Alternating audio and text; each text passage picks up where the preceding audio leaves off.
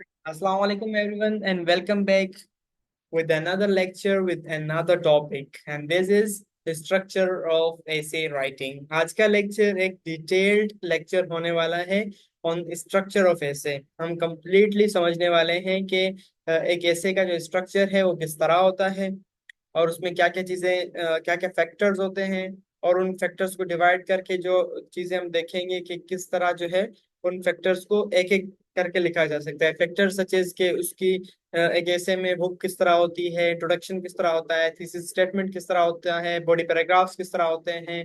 कुछ हम टिप्स भी देख लेंगे, साथ साथ हम एग्जाम्पल्स के साथ हम चलते रहेंगे। और लास्ट में जो हम चीज देखेंगे वो हम सैंपल ऐसे देखेंगे। सैंपल ऐसे को भी हम हुक अलग करके देखेंगे, थीसिस स्टेटमेंट अलग करके देखेंगे, इंट्रोडक्शन अलग करके देखेंगे, बॉडी पैराग्राफ्स अलग करके देखेंगे, और लास्ट में इन सबको ज्वाइन करके देखेंगे। So hope you all are ready with your pen and notebook. Let's begin the lecture. The structure of an essay. The structure of an essay is like a framework or a roadmap that guides the reader through your ideas. A well-organized essay is easier to read and understand because it flows logically from one idea to the next. In the following passages, the essay structure is broken down into six main parts: hook, thesis statement, outline, introduction, body, and conclusion. ऐसे structure जो एक framework की तरह होता है, एक road map की तरह होता है, जो गाइड करता है रीडर को कि वो स्टेप बाय स्टेप किस तरह जो है आइडियाज को समझने लगे। और ये जो मतलब कि स्ट्रक्चर होता है वो एक्चुअली राइटर के लिए होता है, ताकि वो चीजों को अंडरस्टैंड कर सके कि किस तरह उसने जो है अपना आइडिया डेवलप करना है, from one point to another, from one idea to another, कि एक आइडिया से दूसरे आइडिया की तरफ किस तरह लॉजिकली फ्लो करना है और किस तरह अपने आइडिया को डेवलप करके एक कंप्लीट स्ट्रक्चर, एक कंप्लीट ऐसे जो है रीडर के सामने रखना है। और ऐसे को इसीलिए हाईली स्ट्रक्चर कहा जाता है क्योंकि उसमें बहुत सारे फैक्टर्स होते हैं जिनको बारीकी से देखा जाता है और उन चीजों को बारीकी से अप्लाई भी किया जाता है। और ये सारे जो फैक्टर्स हैं वो हमारे पास कुल छह हैं। हुक है, थीसिस स्टेटमेंट है, आउटलाइन है और इंट्रोडक्शन है। ये जो थीसिस स्टेटमेंट और हुक है ये इंट्रोडक्शन का ही पार्ट होते हैं। आउटलाइन जो है वो इस तरह है कि वो आपको हेल्प करती है ऐसे लिखने में, लेकिन कुछ कॉम्पिटिटिव एग्जाम्स डिमांड करते हैं कि भाई आपने आउटलाइन सेपरेटली मेंशन करनी है। और इंटरेस्टिंगली आउटलाइन से ही मोस्टली ऐसे इसको जज भी करते हैं कि क्या ये ऐसे वर्थ है रीडिंग के या नहीं। जो सीएसएस का स्ट्रक्चर है वो मैं आपको बताऊं, अगर उसको सीएसएस के ऐसे पेपर को अटेम्प्ट करने के लिए हम जाते हैं तो उसमें क्या होता है कि हमें सबसे पहले अपना जो है इंट्रोडक्शन की जस्ट हेडिंग देनी होती है। उस इंट्रोडक्शन के नीचे जो हमने अपना थीसिस स्टेटमेंट लिखना होता है पहले से ही। देन हमने सिर्फ और सिर्फ अपनी आउटलाइन लिखनी होती है। आउटलाइन लिखने के बाद जो है हम अपने ऐसे की लास्ट में कंक्लूजन की हेडिंग देते हैं, फिर हम एक्चुअल ऐसे अपना बिगिन करते हैं। ठीक है, नेक्स्ट पेज से हम अपना ऐसे बिगिन करते हैं। लेकिन एक बात की आउटलाइन और थीसिस स्टेटमेंट हमने ऑलरेडी फॉर्म करना होता है, और इनको ऑलरेडी फॉर्म करने के बाद हमारा ऐसे लिखना आसान भी हो जाता है और हमें एक गाइडेंस मिल जाती है कि किस तरह हमने जो है टॉपिक के वेरियस एस्पेक्ट्स को अनकवर करते जाना है, उनके ऊपर इंफॉर्मेशन देते जानी है। सो टाइप्स ऑफ ऐसे आप लोग को क्लियर थी। आज हम स्ट्रक्चर ऑफ ऐसे को डिटेल में डिस्कस करेंगे। सबसे पहले हम हुक से बिगिन करेंगे, बट बिफोर लेट मी सी कि रिकॉर्डिंग्स ऑन है या नहीं। Just for a moment. Yes, recording on है। ओके, सो हुक क्या होती है? राइटिंग अ हुक इन ऐसे, और हुक होती क्या है actually? A hook is the opening sentence or a set of sentences in an essay that grabs the reader's attention and makes them want to keep reading. Hook एक important aspect है हमारे ऐसे writing में। Hook ऐसी lines होते हैं, ऐसे sentences होते हैं जो डायरेक्टली जो है रीडर के अटेंशन को ग्रैब करते हैं और वो इंटरेस्ट पैदा करते हैं रीडर को, ताकि वो रीडर आगे भी इसको रीड करता रहे उस ऐसे को। यानी कुछ ऐसी बात होगी जो डायरेक्टली जो है रीडर को हिट करेगी, और उसी बात की वजह से रीडर में जो है इंटरेस्ट पैदा होगा, रीडर में जो है क्यूरियोसिटी पैदा होगी कि वो आगे इसको रीड करता चले। अब इम्पोर्टेंस ऑफ हुक को हम देखते हैं। आगे हम कंप्लीट स्ट्रक्चर समझेंगे कि हुक किस तरह लिखी जाती है। और ये जो हुक है, थीसिस स्टेटमेंट है, ये एक्चुअली में पार्ट ऑफ इंट्रोडक्शन ही होता है। ठीक है, हुक की जो इम्पोर्टेंस की अगर मैं बात करूँ तो बहुत ज्यादा इंपॉर्टेंट है इन द सेंस कि वो जो है आपके रीडर को ग्रैब करके रखता है, डायरेक्टली आपके रीडर को मजबूर करता है कि वो आपके ऐसे को पढ़ता रहे। आगे आप एग्जांपल्स देखोगे तो आपको खुद इस चीज का अंदाजा होगा कि मैं क्या बात बताने की कोशिश कर रहा हूँ। The hook is one of the most important parts of the introduction because it serves several key purposes. अब हुक जो है क्या पर्पसेस परफॉर्म कर रहे होते हैं, क्या पर्पसेस दे रहा होते हैं, क्या पर्पसेस होते हैं हुक के, वो यहाँ पर डिटेल में डिस्कस्ड है। सबसे पहले तो जो मैंने बात की कि it captures the readers attention. Reader को ये कंप्लीटली अपनी तरफ खींच लेता है। एक तरह से ये मैकेनिज्म होता है, जिस तरह से कोई चीज अपनी तरफ खींची जाती है, इसी तरह से ये जो हुक है वो रीडर को अपनी तरफ खींचता है ताकि उसको क्यूरियोसिटी पैदा हो सके और वो उसको रीड करने लगे ऐसे को। दूसरा जो पर्पस होता है हुक का, वो होता है ऐसे का टोन सेट करना।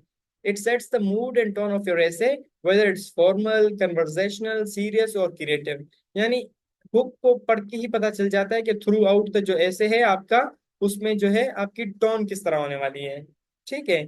थर्ड जो चीज ये करता है वो अगेन वही बात के रीडर को बिल्कुल ड्रॉ इन कर लेता है। A good book draws the reader in and makes them curious to know more about the topic. यानी वो रीडर को खींच के रखता है अपनी तरफ, और वो मजबूर करता है रीडर को कि रीडर ये सोचने लगे कि क्या ऐसी चीज आने वाली है आगे इस टॉपिक में। यानी वो क्यूरियस हो जाता है उस टॉपिक में, इंटरेस्टेडली इन्वॉल्व हो जाता है। और ये बहुत ज्यादा इंपॉर्टेंट होती है, जैसे मैंने पहले बताया। अच्छा, लास्ट में वही कि ये क्रिएट करता है इंटरेस्ट इन द थीसिस। अब जब कभी मैं कहूँगा इन थीसिस, तो समझे कि मैं पूरे ऐसे की बात कर रहा हूँ। ठीक है, क्योंकि थीसिस स्टेटमेंट जो होता है वो उस पूरे ऐसे का मेन, आप ये कह सकते हो कि जिस्ट होता है। ठीक है, मेन ऐसे भी थीसिस में है हमारे डिस्कस हो रहा होता है। और जो हुक है वो हमारी अटेंशन अटेंशन सीकर है, अटेंशन ग्रैब करती है। ठीक है। In short, the hook is what convinces your reader that your essay is worth their time। यानी कि एक हुक जो है, अगर वो अच्छी तरह से फॉर्म की जाए, अच्छी तरह से क्रिएट की जाए, अच्छी तरह से प्लेस की जाए, तो वो रीडर को ये रियलाइज कराती है कि भाई आप जो है इस essay को रीड करें, ये आपके वर्थ है। यानी कि आपको रीड करने के बाद आपका टाइम जाया नहीं होगा, ये बहुत वर्थ ही रीडिंग है। ठीक है, तो इसकी इंपॉर्टेंस बहुत ज्यादा है। हुक की इंपॉर्टेंस सिर्फ ऐसे में नहीं, बाकी भी आपकी राइटिंग में बहुत ज्यादा होती है। खासतौर पर अगर मैं जनरल बात करूं तो कंटेंट राइटिंग में भी इसकी बहुत बड़ी इंपॉर्टेंस होती है। किसी भी आर्टिकल में भी, किसी भी ब्लॉग में भी इसकी बहुत बड़ी इंपॉर्टेंस होती है। अब हुक की पोजीशन कहाँ पर होती है? ऐसे के इंट्रोडक्शन में हमने तो समझ लिया था, लेकिन ऐसे के इंट्रोडक्शन में भी कहाँ? जैसे मैंने बात बताई आपको कि जो हुक होती है वो जो है रीडर को इन रीडर का जो इंटरेस्ट है वो ग्रैब करने के लिए होती है, तो इसको सबसे पहले रखा जाता है। The hook is always placed at the beginning of the introduction, usually in the first sentence और टू। जो फर्स्ट टू सेंटेंसेस होते हैं उनमें इनको रखा जाता है, ताकि रीडर जैसे ही रीड करे और उसकी जो अटेंशन है कंप्लीटली आप ग्रैब कर लो। It's the first thing the reader sees, so it needs to be engaging right from the start. Right from the start ही आपने इस चीज को रखना है ताकि ये इंगेज रखे अपने रीडर को।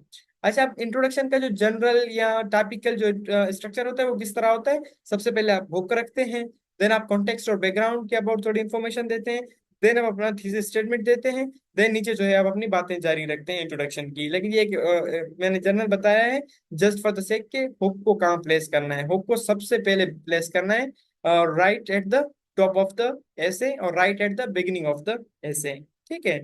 अब इस हुक को लिखें कैसे? समझ तो आ गई हुक की इंपॉर्टेंस वगैरह सब कुछ, लेकिन हुक को लिखें कैसे? तो हुक को आप डिफरेंट तरीकों से लिख सकते हो। ऐसा नहीं कि सिर्फ एक तरीका है, आप डिफरेंट तरीकों से लिख सकते हो। ठीक है।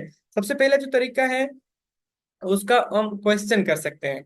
एक ऐसा क्वेश्चन जो रीडर को इंटरेस्ट पैदा करे रीडर के लिए, जो हुक का पर्पस।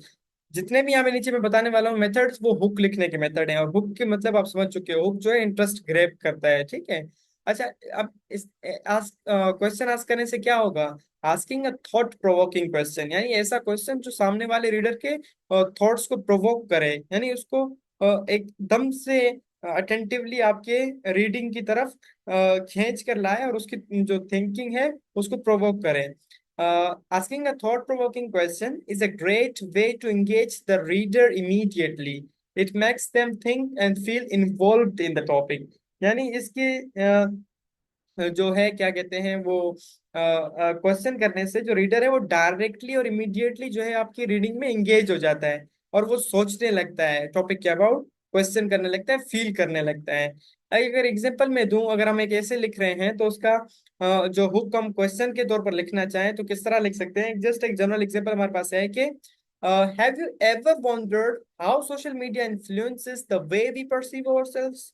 अब ये जो लाइन है, अगर आप अपने किसी भी राइटिंग के या स्पेशली अगर ऐसे के बिगिनिंग में रखेंगे, तब वो जो है डायरेक्टली रीडर के आपकी इंटरेस्ट को ग्रैब कर लेगा। ठीक है, डायरेक्टली जो है इंटरेस्ट आपका रीडर का ग्रैब कर लेगा और उसमें डायरेक्टली रीडर जो है इन्वॉल्व हो जाएगा। और हो सकता है वो आगे रीड करने से पहले खुद ही इस चीज को ज्यादा सोचने लगे, और इसी सोच की वजह से वो आपकी रीडिंग में ज्यादा इंगेज्ड हो सके, ज्यादा इन्वॉल्व हो सके। ठीक है, तो इस तरह से भी आप अपनी हुक को लिख सकते हो एक क्वेश्चन के फॉर्म में। अब डिपेंड करता है कि आपका जो ऐसे है वो किस टाइप का है। टाइप ऑफ ऐसे डिमांड डिटरमाइन करती है कि आपने हुक किस तरह लिखनी है, किस वे में लिखनी है। ठीक है, एक मेथड हमारे पास क्वेश्चन वाला आ गया। दूसरा जो है आप कह सकते हो कि कोई फैक्ट दे सकते हो। स्टार्ट विद द फैक्ट और स्टेटिस्टिक्स। अब ये किस तरह? फैक्ट्स और statistics provide concrete information that grabs the attention, specially if the fact is surprising और रेलेवेंट टू द रीडर। अब आपने एक ऐसा फैक्ट देना है जो डायरेक्टली रीडर को जो है दिमाग में जाके लगे, रीडर को हिला के रखते हैं। ठीक है, एक तो वे है कि क्वेश्चन कर लो, सीधा सीधा क्वेश्चन जो थॉट प्रोवोकिंग हो। दूसरा जो है आपने एक ऐसा फैक्ट देना है जो रीडर को हिला के रख दे। एग्जाम्पल मैंने इसीलिए रखी है ताकि चीजें आपको समझ आ सके। अकॉर्डिंग टू, अब हम एक ऐसे लिख रहे हैं जिसका एक बुक कुछ इस तरह है। ठीक है, according to the World Health Organization, और 1.5 billion people live with some form of hearing loss. अब देखो, एक ऐसा फैक्ट हमने दे दिया है, इसमें हमने कितने 1.5 बिलियन लोगों की बात की है। और जो सोर्स हमने मेंशन की वो हमारे पास WHO है, वर्ल्ड हेल्थ ऑर्गेनाइजेशन है।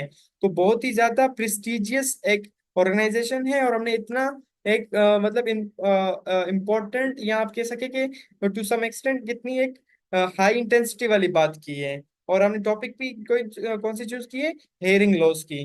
तो ये फैक्ट जो है डायरेक्टली रीडर को हमारे इंगेज कर सकता है टॉपिक में, उसको मजबूर कर सकता है कि वो फर्दर चीजों को पढ़े और समझे कि हमने आगे क्या बात करनी है, आगे हमारा ऐसे किन किन टॉपिक्स को डिस्कस करेगा। ठीक है, तो दूसरा वे मेथड ये है कि आप जो है अपना हुक लिखने के लिए एक फैक्ट दे सकते हो और एक स्टेटिस्टिक्स दे सकते हो। अगर आप ये चीज आपको कंफ्यूज करने लगे तो आप अपना टॉपिक ऑफ द ऐसे माइंड में रखें, आपको कोई ना कोई हुक जो है माइंड में जनरेट होना लगेगी। और इस चीज को अगर आप जितने ज्यादा प्रैक्टिस करोगे राइटिंग स्किल्स को, तो जब आप एक्चुअल पेपर में बैठोगे या जब भी आपसे डिमांड की जाएगी, तब वो आप बहुत फास्टली कर लोगे। स्टार्ट में बहुत टाइम लगेगा, लेकिन लेटर ऑन जो है आपकी स्पीड और एक्यूरेसी सही होती जाएगी। ठीक है, अच्छा, थर्ड जो मेथड हमारे पास है वो हमारे पास मेथड है कोटेशन का। ये भी आपने बहुत जगहों पर देखा होगा कि आपका जो राइटिंग है वो बिगिन होती है कोटेशन से, लेकिन your quotation should be relevant to the topic that you are going to discuss in the essay, right? Quoting a famous person, literary text, or even a popular saying can create immediate uh, interest and offer insight into your topic. अब लेकिन relevancy बहुत जरूरी है। अब अगर आप ऐसे topic लिख रहे हो किसी और टॉपिक के अबाउट, और आपने बुक कोटेशन कोई भी इंक्लूड कर दी है, तो वो डिस्ट्रैक्ट करेगी रीडर को, और वो रीडर जो है इसको हल्के में ले लेगा और उसको रीड ही नहीं करेगा। ठीक है, अब एक एग्जांपल हमारे पास है जो हम अगर एक ऐसे लिखना चाहें और उसकी बिगनिंग में हम हुक लिख रहे हैं विद अ कोट, तो हम किस तरह लिख सकते हैं? वो हमारे पास है कि as Albert Einstein once said, imagination is more important than knowledge. अब आपका ऐसे भी पूरा इसी के अबाउट होने चाहिए, इस थीम के अबाउट होने चाहिए। ऐसा नहीं कि ऐसे में आप जो है कंट्राडिक्टरी बातें करने लग जाएं, आपकी हुक में कोई और कोटेशन है और आप कोई और बातें कर रहे हैं। ठीक है, इस तरह नहीं होना चाहिए। जो हुक आपने ऐड करनी है, जो कोटेशन आपने ऐड करनी है, वो वही ऐड करनी है जो आपकी टॉपिक में जो आपकी टॉपिक से रेलेवेंट है।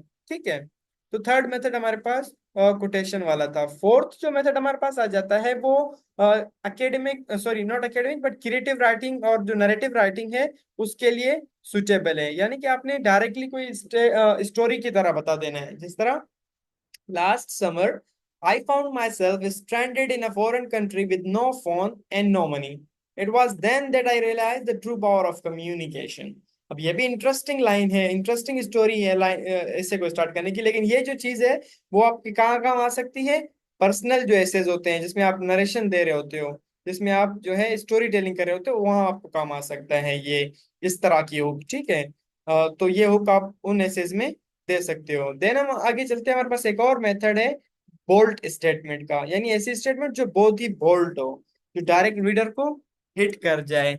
अच्छा, स्टार्टिंग विद स्ट्रॉन्ग और कंट्रोवर्शियल स्टेटमेंट, इवन कि आप कंट्रोवर्शियल भी दे सकते हो, ठीक है। Can immediately engage the reader specially if it challenges common thinking, यानी कि वो जो कॉमन थिंकिंग है उसे अगेंस्ट हो। अब हमारे पास एग्जांपल है, वो किस तरह है, देखो, the education system is failing over children. अब एजुकेशन किस लिए होती है? डेवलपमेंट के लिए होती है। एजुकेशन किस लिए होती है? एक पर्सनल ग्रोथ के लिए होती है। लेकिन हमने जो डायरेक्ट ऐसे लिखा है कि the education system is failing over children, यानी कि देन हम अपने पूरे ऐसे में एजुकेशन सिस्टम को के अगेंस्ट बात करने वाले हैं, कि जो एजुकेशन सिस्टम के फ्लॉज हैं उनके ऊपर, जो डिफेक्ट्स हैं उनके ऊपर हम बात करने वाले हैं, ठीक है। तो इसीलिए हमारा जो हुक है वो इसी तरह है, और वो बहुत बोल्ड स्टेटमेंट है। इस तरह के स्टेटमेंट जो है रीडर को डायरेक्टली इंगेज कर सकते हैं आपके ऐसे में। सिक्स्थ मेथड जो हमारे पास यूज हो सकता है वो है सिमिली और मेटाफोर का। सिमिली और मेटाफोर जो है लिटरेरी डिवाइसेस होते हैं, जिनमें हम एक चीज को किसी और चीज से कंपेयर करते हैं। सिमिली और मेटाफोर में थोड़ा सा ही डिफरेंस होता है। एक में हम कंपैरिजन कर रहे होते हैं with the help of words like like, as, और एक में हम एज और लाइक वर्ड्स नहीं यूज करते। जिस तरह my friend is like a line और माई फ्रेंड इज लाइन, ये सिमिली और मेटाफोर की एग्जाम्पल है। और इसको भी आप इस तरह यूज कर सकते हो अपने ऐसे में, यूजिंग यूज सॉरी ऐसे की हुक में, ठीक है। Using a metaphor or simile helps to create vivid imagery and connects abstract ideas with something more concrete and familiar. ठीक हो गया। लाइफ, अब एग्जाम्पल इसके हमारे पास है किस तरह, कि life is like a puzzle and every choice we make is is a piece of that puzzle. अब ये जो है आपकी रेलिवेंट होगी अगर आपके टॉपिक से, तो आपकी रीडर को अच्छे से इंगेज कर लेगी अपने जो है रीडिंग में। सेवंथ मेथड भी हमारे पास है। होप कि ये सिक्स मेथड आपको अच्छे से समझ आ गए होंगे, और नेक्स्ट टाइम जब आप लिखने लगे हुक, ऐसे लिखने लगे, तो आपके पास हुक लिखने के डिफरेंट डिफरेंट तरीके हों, और आप इसमें से कोई भी सुटेबल तरीका उठाकर रेलेवेंट टॉपिक के मुताबिक कोई भी हुक आप अपनी चूज कर सकें। अच्छा, डिस्क्रिप्टिव ऐसे के लिए एक सिंपल आप जो है हुक चूज कर सकते हो, वो इस तरह के डायरेक्टली जो है वो इमेज क्रिएट करना स्टार्ट करे, डायरेक्टली वो सेंसेस को एक्टिव कर ले। एग्जांपल है हमारे पास कि the smell of freshly baked bread filled the air, mingling with the sound of children laughing in the distance। अब इसमें सेंस ऑफ हेयरिंग भी और सेंस ऑफ स्मेल भी और सेंस ऑफ फील भी जो है यहाँ पे इवोक किया गया है। ऐसी बातें बताई गई हैं जिनसे डायरेक्टली जो है रीडर के माइंड में इंटरेस्ट पैदा होता है आपके ऐसे को रीड करने का। तो ये हमारे पास सेवन मेथड्स से, जिन मेथड्स को फॉलो करके हम जो है अपना हुक लिख सकते हैं, ठीक है। और उस हुक से हम जो अपने रीडर की अटेंशन को ग्रैब कर सकते हैं। अब मजीद हमारे पास कुछ एग्जांपल्स है जो हम डिफरेंट टाइप ऑफ एसेज में अप्लाई कर सकते हैं। सबसे पहले हमारे पास एक एग्जांपल है, वो है आर्गुमेंटेटिव एसे की हुक हम किस तरह लिख सकते हैं। एक जस्ट एग्जांपल है, ठीक है। सपोज करें कि हमारे पास जो टॉपिक है वो है क्लाइमेट चेंज। ठीक हो गया, क्लाइमेट चेंज हमारी टॉपिक है। अब इसका हुक हम किस तरह लिखेंगे, ये डायरेक्टली हमारे रीडर्स को एंगेज रखे और डायरेक्टली इंटरेस्ट पैदा करे। तो कुछ हम इस तरह लिख सकते हैं कि if we don't act now, rising sea levels could displace over 200 million people by 2050। अब ये एक ऐसा फैक्ट है जो किसी भी रीडर को हिला के रख सकता है, डायरेक्टली उसको हिट कर सकता है, और डायरेक्टली उसको फोर्स कर सकता है कि वो क्यूरियस हो जाए और आगे भी रीड करने पर मजबूर हो जाए, ठीक है। तो इस तरह से एक आर्गुमेंटेटिव ऐसे में आप अपना हुक लिख सकते हो, ठीक। आगे चलते हैं, डेस्क्रिप्टिव ऐसे के लिए भी हमारे पास एक हुक है, और उसकी टॉपिक सपोज के a day at the beach है। और उसको आप इस तरह कर सकते हो कि the salty breeze brushed against my skin as the waves crashed rhythmically against the shore। ठीक, डायरेक्टली सेंसेस जो है हमारे एक्टिव हो जाते हैं। अगर जो आपका रीडर है वो ऐसी ऐसी चीजों को पसंद करता है, या अगर पसंद ना भी करता हो, तो डायरेक्ट उसके माइंड में वो पिक्चर क्रिएट हो जाती है और वो रीड करने पर मजबूर हो जाता है। थर्ड वन हमारे पास नैरेटिव ऐसे का हुक है। एक एग्जांपल टॉपिक सपोज करें कि हमारे पास है कि लाइफ चेंजिंग एक्सपीरियंस। अब इसका हुक ऐसा हो कि डायरेक्टली इंटरेस्ट पैदा करे, तो हमने लिखा है कि I never thought one phone call could change my entire life but it did. अब ये जो लाइन है, ये लाइन मजबूर कर देगी रीडर को ये सोचने में कि भाई ऐसा क्या बात थी उस कॉल में, जिस कॉल की वजह से एक बंदे की लाइफ चेंज हो गई है, कंप्लीट लाइफ चेंज हो गई है, ठीक है। ऐसी क्या बात हो सकती है। तो ये इस तरह की हुक जो है डायरेक्टली आपके रीडर को इंगेज करने के लिए बहुत ही इम्पैक्टफुल होती है और बहुत ही बेनिफिशियल होती है। अब कुछ टिप्स हैं हमारे पास हुक हुक राइटिंग के या हुक लिखने के, वो जो हम पहले भी डिस्कस कर चुका हूँ ऊपर, लेकिन मजीद इनको स्पेसिफाई करके बताऊंगा कि जो आपकी हुक है वो रेलिवेंट होनी चाहिए। Make sure your hook relates directly to the topic of your essay. A great hook won't be effective if it does not lead naturally into your thesis. Thesis मतलब केस है, ठीक है। अब अगर आपने एक रेलेवेंट इररेलेवेंट हुक दे दी, आपका ऐसे किसी और टॉपिक पर है और आपने हुक किसी और टॉपिक की दे दी या किसी और टॉपिक से रिलेटेड दे दी, तब आपके रीडर में ये नेगेटिव इम्पैक्ट देगी, कोई भी पॉजिटिवली अट्रैक्ट वो नहीं करेगी, ठीक है। सेकंड जो चीज आपने माइंड में रखनी है वो ये है कि क्लियर और कंसाइज रखना है। किसी भी हुक को आपने क्लियर एंड कंसाइज रखना है। इसमें आपने कोई लॉन्ग सेंटेंसेस नहीं करने, 2 या 3 सेंटेंसेस में हुक को जो है आपने डिफाइन कर देना है, और ताकि क्लियरली अट्रैक्ट करने वाले लाइंस उसमें होने चाहिए, ठीक है।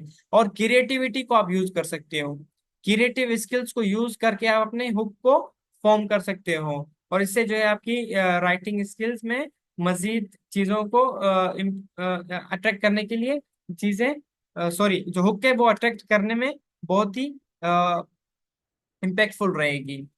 अ, एक मिनट, यस, रिमूव इट। और ये हमारे पास कुछ टिप्स थे हुक राइटिंग के। होप कि हुक आपको समझ आ गई होगी। और अब सेकंड सेक्शन की तरफ हम चलते हैं, या सेकंड टॉपिक फैक्टर की तरफ चलते हैं, जो हमारे ऐसे में इंपॉर्टेंस रखता है, ऐसे के स्ट्रक्चर में इंपॉर्टेंस रखता है। वो है हमारे पास थीसिस स्टेटमेंट। ये भी one of the most important aspect है किसी भी ऐसे का। अब थीसिस स्टेटमेंट क्या होता है? थीसिस स्टेटमेंट को आप इस तरह रिलेट कर सकते हो, अगर मैं जनरली बताऊं तो अगर एक पैराग्राफ हम पढ़ रहे थे, तो उस पैराग्राफ में हम क्या देख रहे थे? टॉपिक सेंटेंस देख रहे थे, अगर आपको याद हो, ठीक है। टॉपिक सेंटेंस हम देख रहे थे, और टॉपिक सेंटेंस में हम क्या बता रहे थे कि टॉपिक सेंटेंस जो है पूरे टॉपिक के ऊपर हमें डायरेक्टली इंफॉर्मेशन दे रहा है, और उस पूरे ऐसे की टॉपिक बता रहा है, ठीक है। थीसिस स्टेटमेंट क्या कर रहा होता है? थीसिस स्टेटमेंट जो है पूरे ऐसे की टॉपिक बता रहा होता है। पूरे ऐसे में जो चीजें डिस्कस होने वाली हैं, यानी कि वो कोई प्रॉब्लम हो, देन उसका सोल्यूशन हो, या कोई भी हो, वो उस चीज को बता रहा होता है कि हमारा ऐसे जो है इस चीज के ऊपर होने वाला है। A thesis statement is the main idea और argument of your essay. It is a single sentence, या it can be 2 or 3 sentences, या it can be one compound sentence, या it can be one compound plus complex sentence, ठीक है। But clear होगा, that clearly tells the reader what the essay will be about and what the writer is going to prove or argue. मैंने पहले बताया कि ये thesis statement पूरे ऐसे के अबाउट बात होगी, यानी जो आप ऐसे में लिखने वाले हैं उस पूरे ऐसे की जो बात है वो थीसिस स्टेटमेंट में होगी। ये कोई मुश्किल काम नहीं है, बस इसको अंडरस्टैंड करना है। अगर आप टॉपिक के क्वेश्चन को समझ लेते हो तो आपके लिए थीसिस स्टेटमेंट लिखना कोई भी मुश्किल नहीं होता, ठीक है। अगर मैं की फीचर्स की बात करूं थीसिस स्टेटमेंट को मजीद अंडरस्टैंड करने के लिए कि थीसिस स्टेटमेंट होता क्या है, तो उसके की फीचर्स भी हेल्पफुल होंगे अंडरस्टैंडिंग करने के लिए। अच्छा, की फीचर्स में सबसे पहले आप देखो कि जो थीसिस स्टेटमेंट होता है वो सम अप करता है मेन पॉइंट को पूरे ऐसे के विद इन 1 or 2 sentences, ठीक। The thesis acts as a guide for the entire essay, helping the writers stay focused and letting the reader know what to expect. वही बात जो ऊपर मैंने बता दी। Everything in the essay should support or relate back to the central point. Yes, ये जो point है वो यही emphasize दे रहा है कि आपका जो थीसिस स्टेटमेंट है वो पूरे ऐसे को डिफाइन करेगा, पूरे ऐसे के बारे में बताएगा कि क्या क्या आप आगे लिखने वाले हैं, और रीडर को भी इस चीज के लिए रेडी रखेगा कि हमारे ऐसे में क्या क्या चीजें आगे आने वाली हैं, और राइटर के लिए भी हेल्पफुल होता है। और दूसरी पॉइंट, जब आप थीसिस स्टेटमेंट लिख लोगे तब आपने ये मेक श्योर करना है कि नीचे जितने भी आपने आइडियाज देने हैं, डिटेल्स देनी है, पॉइंट्स देने हैं, वो सारे के सारे आपके थीसिस से रेलेवेंट हो, आपके थीसिस से एग्री करें। अगर आपके थीसिस के अगेंस्ट चले गए तो आपका ऐसे कंप्लीटली रिजेक्ट हो जाएगा, ठीक है। आगे चलते हैं, एग्जाम्पल देखते हैं तब चीजों को मजीद अंडरस्टैंड करने के लिए। If you are writing about the economic challenges in Pakistan, your thesis statement could be. अब हम एक हमारे पास टॉपिक है कि हम लिखना चाहते हैं इकोनॉमिक चैलेंजेस ऑफ पाकिस्तान। सो इस टॉपिक का सिर्फ और सिर्फ थीसिस स्टेटमेंट हम किस तरह लिख सकते हैं, उसकी एग्जाम्पल हमारे पास है एक सामने। The existing economic policies, the existing economic policies in Pakistan are insufficient to overcome the country's economic dilemmas, and new policies are urgently needed. अब इस पॉइंट को पढ़ने के बाद रीडर को क्लियर आइडिया हो जाएगी कि हम जो है किस चीज के बारे में बात करने वाले। द एग्जिस्टिंग इकोनॉमिक पॉलिसीज इन पाकिस्तान, जो कि हम इनको इनसुफिशिएंट करार दे रहे हैं, जो कि कंट्री की इकोनॉमिक डिलेमास को ओवरकम नहीं कर पा रहे हैं, ठीक है, उनके लिए इनसुफिशिएंट है, और न्यू पॉलिसीज की नीड है। अब पूरे ऐसे में जो हम अपनी हेडिंग्स देंगे, सब हेडिंग्स देंगे, वो इन्हीं पॉइंट्स को प्रूव करने के लिए देंगे, इनके अगेंस्ट हम नहीं जाएंगे। तो ये होता है हमारे पास थीसिस स्टेटमेंट, और ये होती है थीसिस स्टेटमेंट की importance. And then thesis statement को एग्जाम्पल के थ्रू भी हमने समझ लिया। और थीसिस स्टेटमेंट को लिखने का सबसे बेस्ट वे ये होता है कि आपने टॉपिक को अंडरस्टैंड करना है, टॉपिक को समझना है। टॉपिक समझ के आपका थीसिस स्टेटमेंट प्रिपेयर हो गया। और थीसिस स्टेटमेंट को आप यूं भी कह सकते हो, thesis statement is the question, question of the essay, sorry, answer of the essay. यानी कि क्वेश्चन तो आपको पहले से टॉपिक में दिया जाता है, जो थीसिस स्टेटमेंट होता है वो इसका आंसर होता है, ठीक है, वो इसका इस चीज का आंसर होता है। Thesis statement gives the reader a clear idea of what your essay will discuss and sets the direction of your argument। वही बात जो हम ऊपर कर चुके हैं। थर्ड जो पोर्शन या थर्ड जो फैक्टर हम देखने वाले हैं ऐसे में, वो है हमारे पास outline. An outline is a brief plan that organizes the main ideas of your essay. It helps you arrange your arguments into paragraphs and ensures that you don't forget any key points while writing। अब outline के मैं function सबसे पहले बता दूं तो ये एक बहुत ही हेल्पफुल फैक्टर होता है आपके ऐसे राइटिंग में।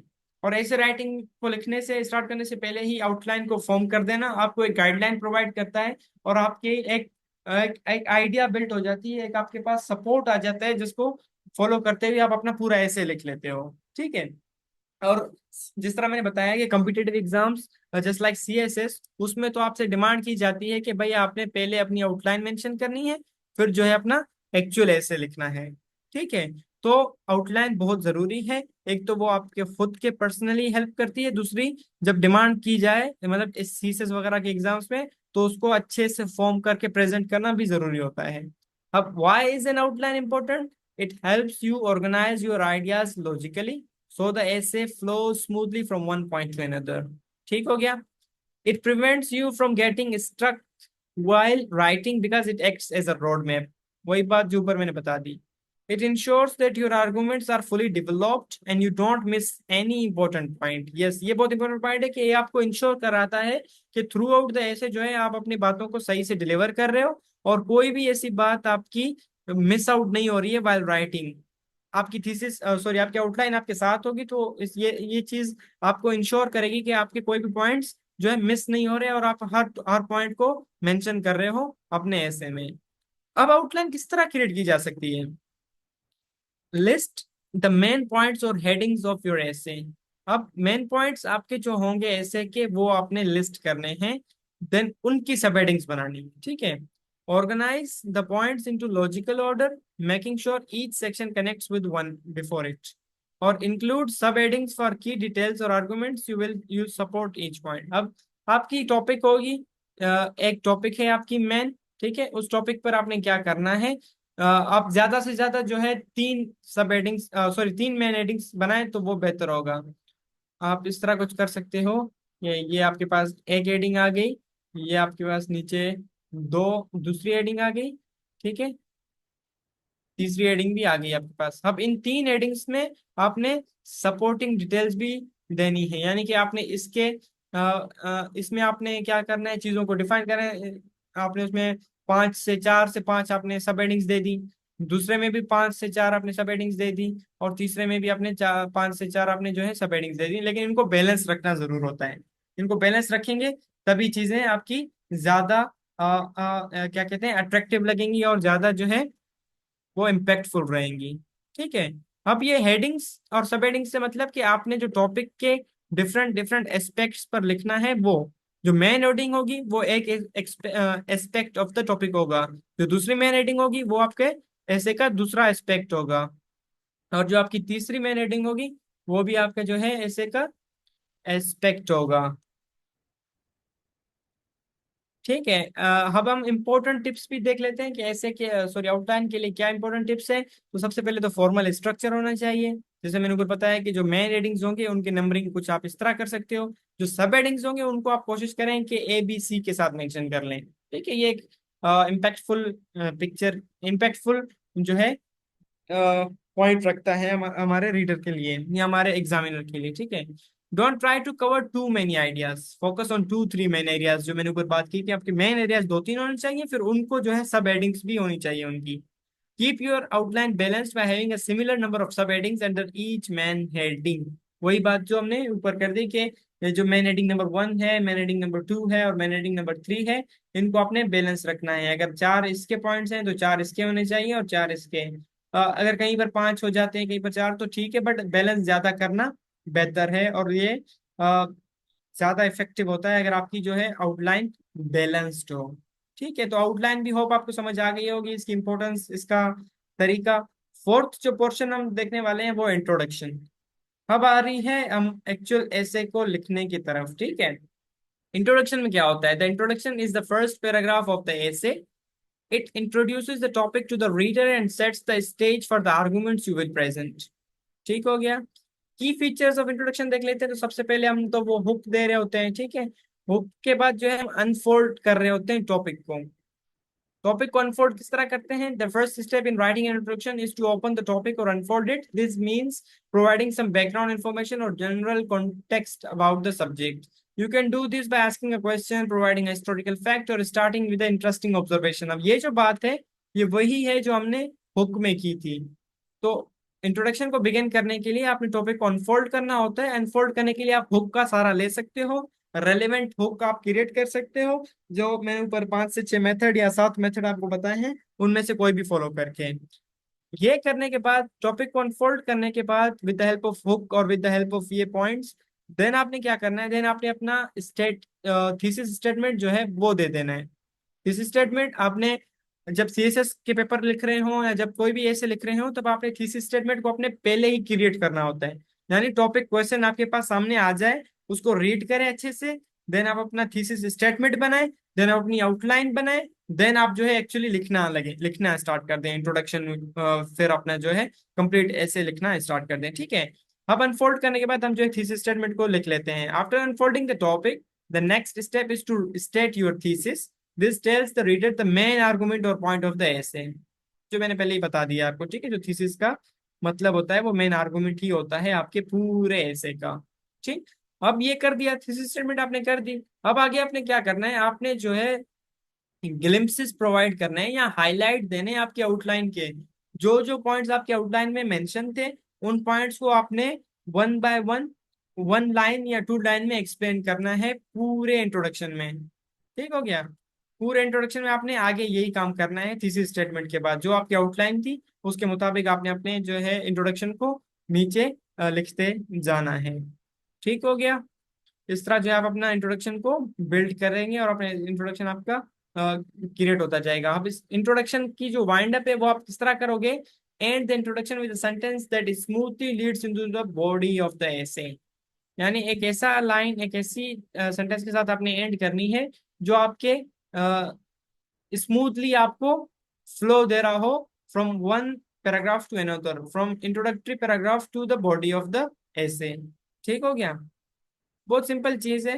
एक नीचे एग्जांपल के साथ समझेंगे तो ज्यादा चीजें और भी समझ आ जाएंगी। अब एग्जांपल इसकी देख लेते हैं कि किस तरह जो चीजें ऊपर हमने बातें की उनको किस तरह हम अप्लाई कर सकते हैं। सपोज करें कि हमारे पास टॉपिक है ऐसे is about the economic challenges of Pakistan. अब इसका इंट्रोडक्शन हम किस तरह लिखेंगे? सबसे पहले हमने टॉपिक को अनफोल्ड करना है। तो अनफोल्ड करने के लिए हम क्या करेंगे कि लिखेंगे कि Pakistan economy has faced numerous challenges over the past few decades leading to slow growth and high inflation.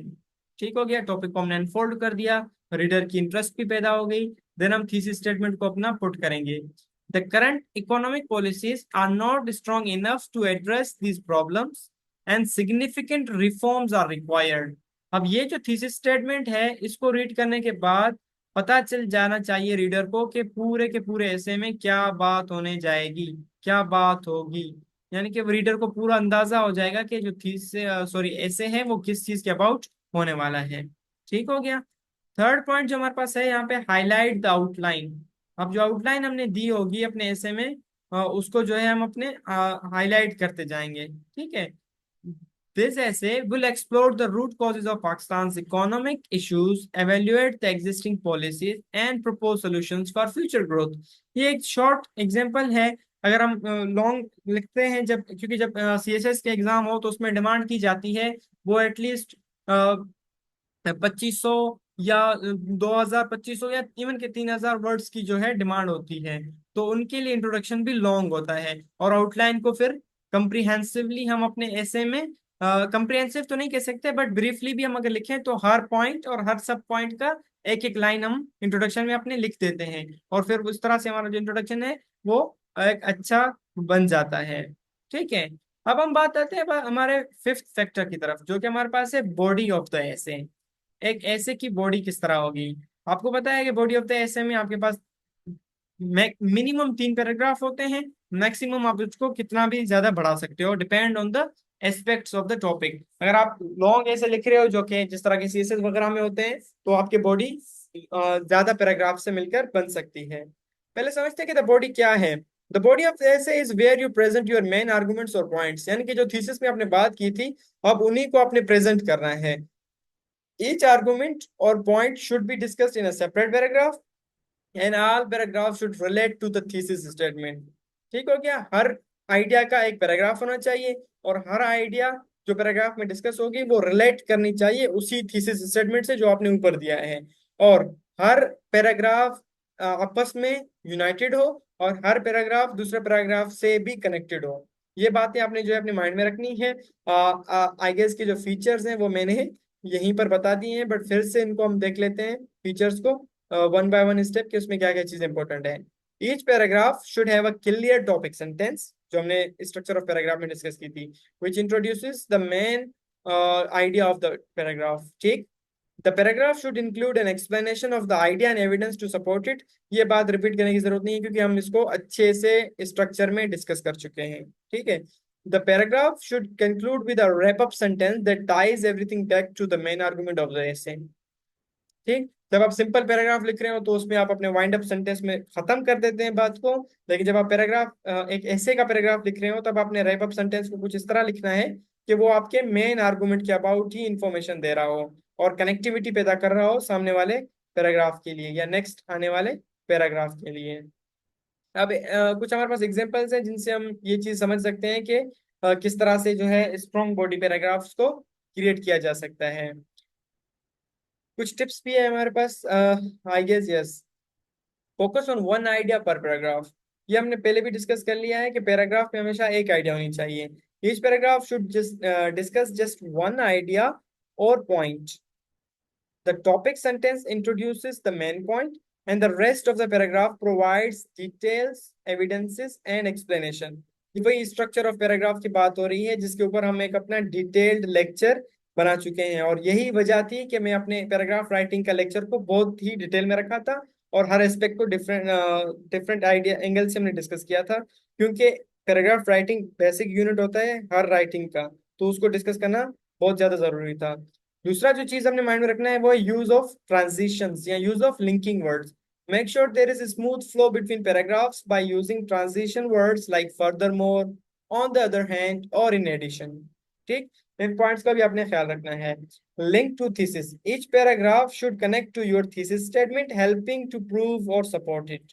ये बात भी हमने कर दी कि भाई पैराग्राफ जो है जितने भी हो, हर पैराग्राफ कनेक्ट हो, और दूसरा पैराग्राफ जो है हर पैराग्राफ दूसरे के साथ कनेक्ट हो, और हर पैराग्राफ थीसिस स्टेटमेंट से ही रिलेटेड हो। ऐसा ना कि बीच में कोई आपने कंट्राडिक्टरी पैराग्राफ दे दिया जो कि आपके थीसिस के ही अगेंस्ट है, तो आपका जो ऐसे है नेगेटिव साइड चला जाएगा। ठीक है। अब एग्जाम्पल भी हमारे सामने है, बॉडी पैराग्राफ की एग्जाम्पल के साथ हम चीजों को देखेंगे तो और ज्यादा समझ आएगी। एक ऐसे है, अगेन हम जो ऐसे लिख रहे हैं वो पाकिस्तान इकोनॉमी। अब इसका जो बॉडी पैराग्राफ है हम किस तरह लिख सकते हैं, बॉडी पैराग्राफ की जो है हम टॉपिक सेंटेंस किस तरह लिखते हैं, कुछ इस तरह लिखते हैं कि one of the major problem with Pakistan economy is the growing current account deficit. अब ये हमने क्या कर दी, टॉपिक सेंटेंस दे दी। अब इसको एक्सप्लेन भी करना है। The current account deficit means that Pakistan imports more than it exports.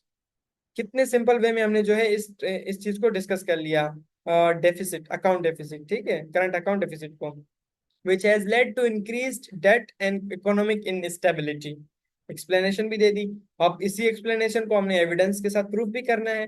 तो हमने कहा कि भाई according to the State Bank of Pakistan the current account deficit reached 12 billion last year, further weakening the country's foreign exchange reserves।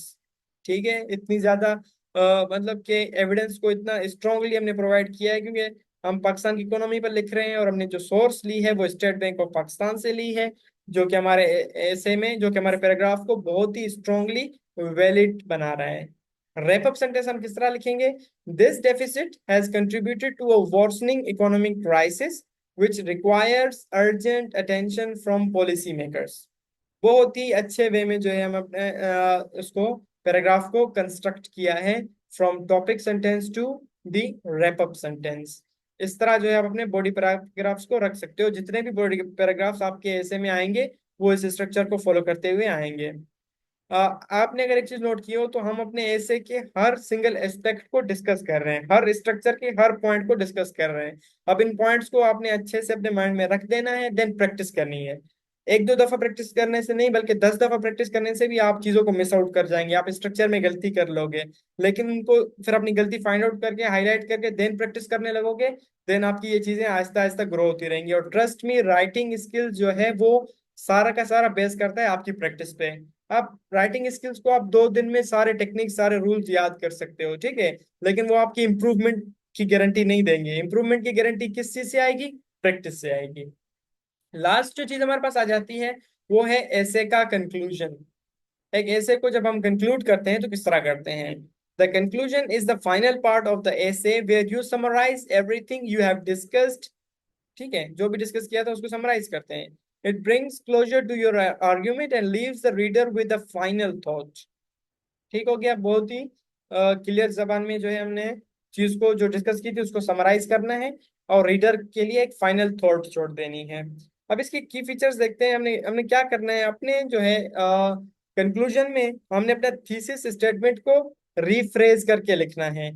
Start the conclusion by restating the thesis in different words. वही बात करनी है जो आपने thesis statement में की थी, लेकिन आपने क्या करना है, आपने अपने थीसिस स्टेटमेंट का जो वो है लाइंस है उसको अलग तरीके से बताना है।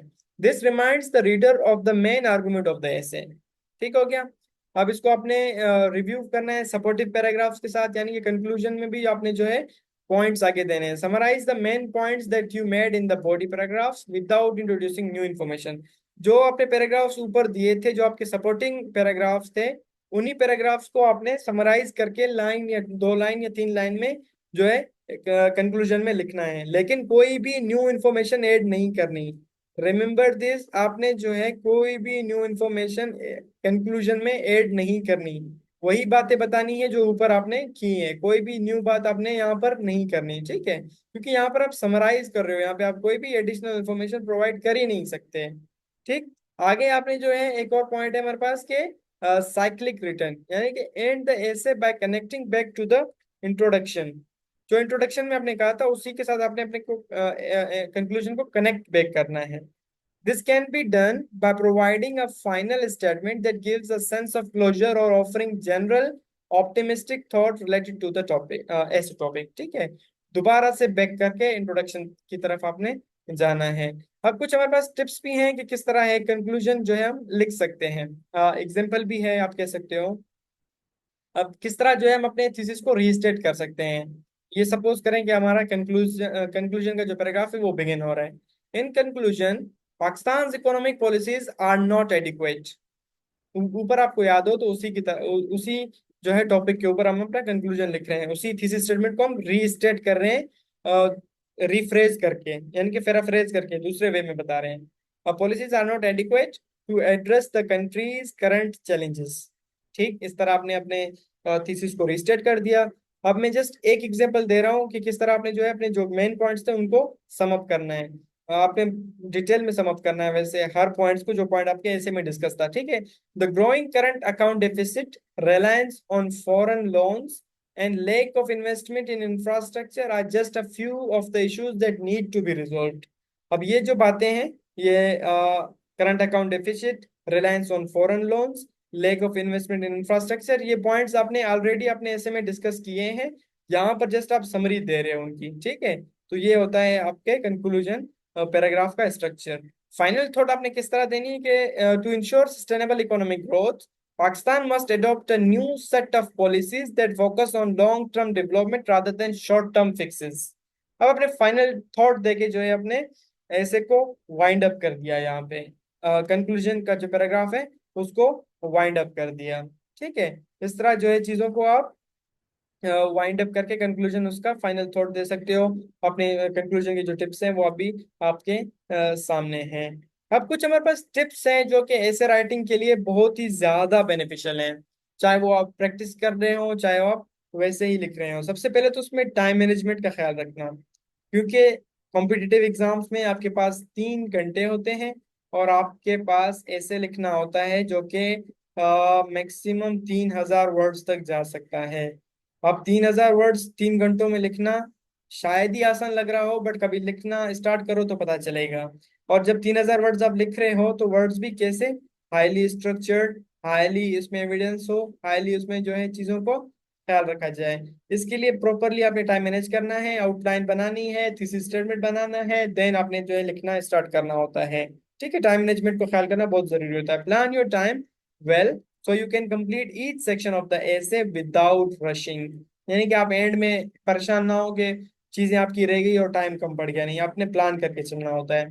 और सबसे जो मोस्ट इम्पोर्टेंट जो चीज है वो मैं टाइम मैनेजमेंट समझता हूँ, लेकिन सेकंड जो मोस्ट इम्पोर्टेंट है वो है टॉपिक को अंडरस्टैंड करना।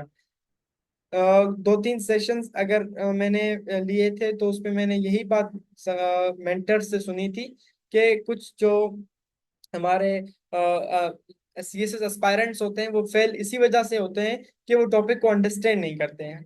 टॉपिक को गलत अंडरस्टैंड करके उसके अबाउट एक अच्छा ऐसे लिख लेते हैं, बट जब टॉपिक को ही अंडरस्टैंड ना किया हो तो पास होने के चांसेस बनते ही नहीं हैं। तो टॉपिक को अंडरस्टैंड करना बहुत जरूरी है, बहुत ज्यादा। टॉपिक को, टॉपिक के नेचर को, यानी कि किस टाइप का वो है आपका जो है लेक्चर, सॉरी किस टाइप की आपकी ऐसे है, किस टाइप में आपने उसको लिखना है, किस आर्गुमेंट को आपने सपोर्ट करना है, किस आर्गुमेंट के अगेंस्ट आपने जाना है, तो ये सब चीजें अंडरस्टैंड करना जरूरी होते हैं।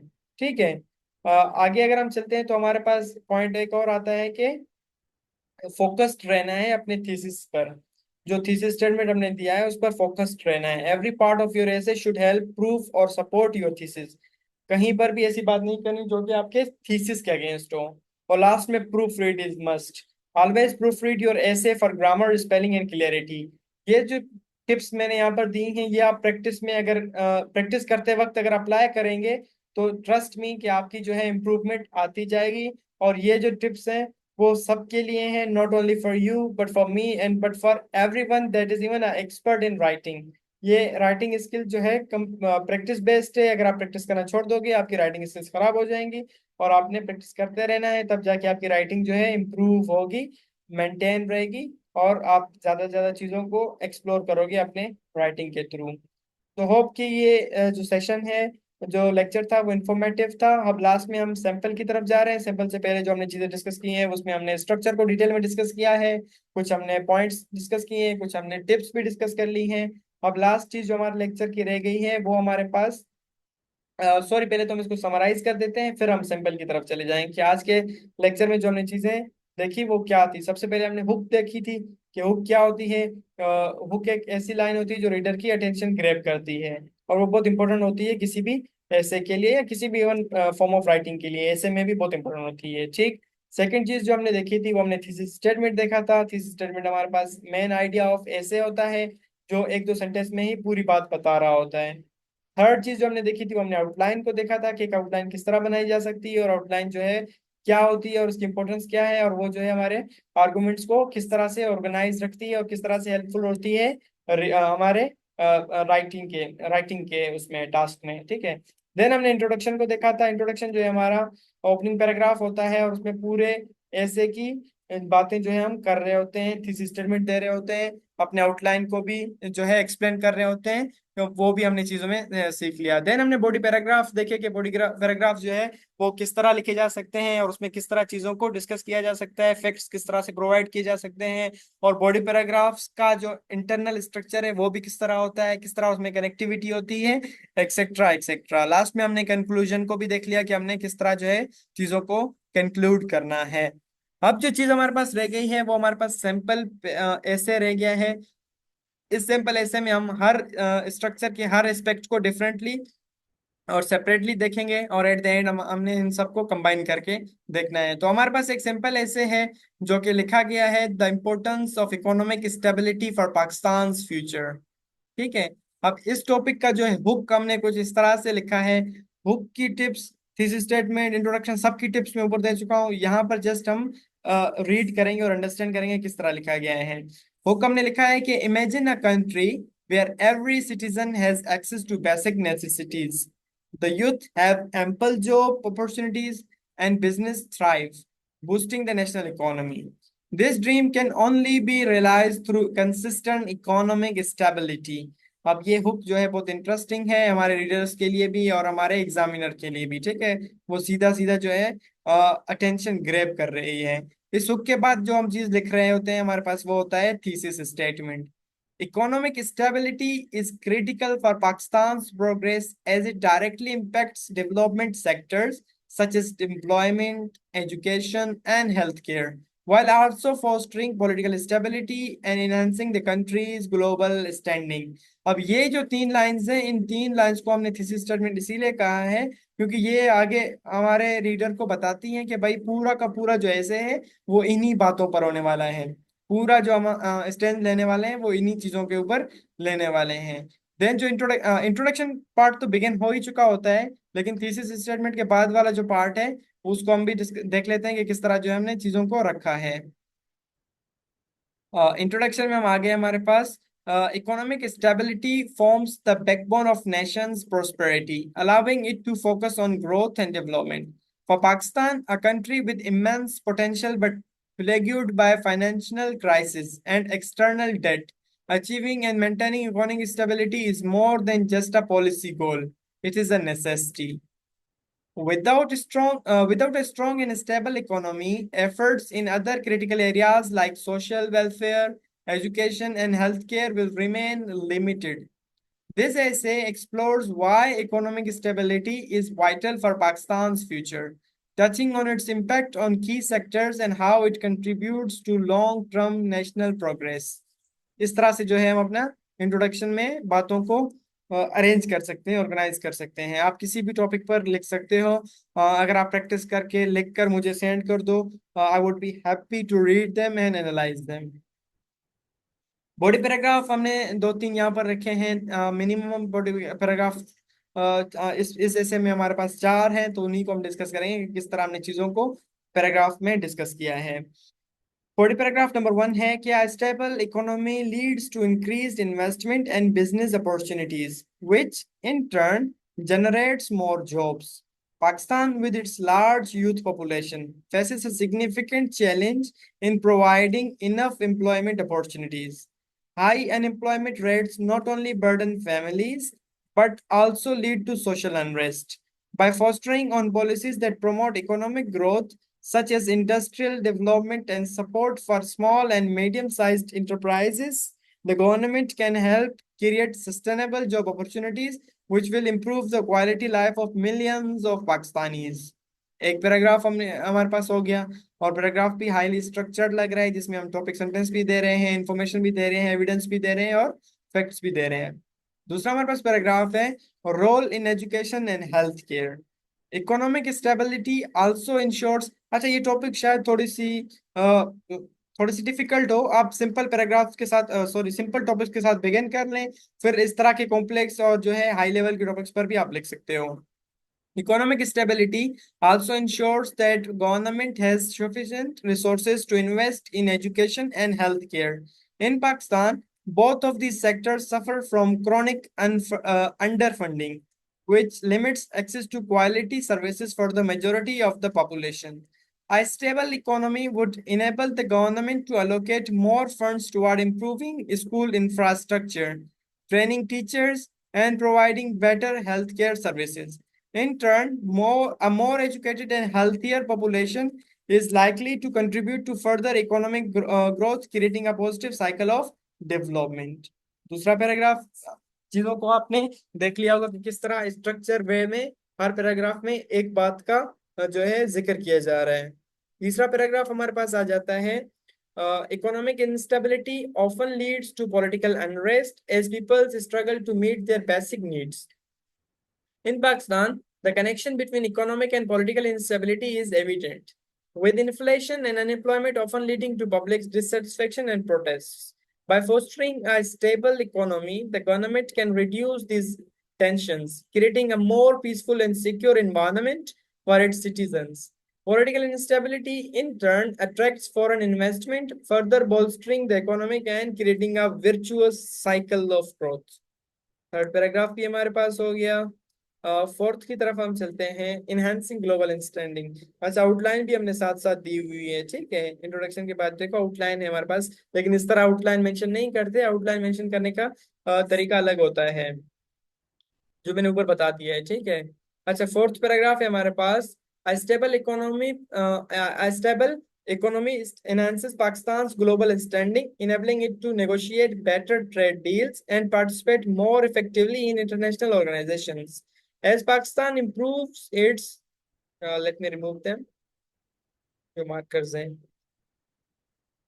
economic indicators, it gains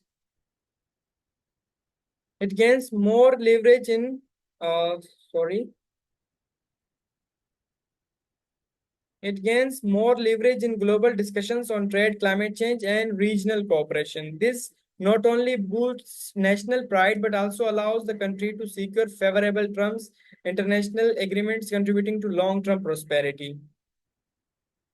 last चीज जो रह जाती है हमारे पास कंक्लूजन रह जाता है, उसको भी हम देख लेते हैं।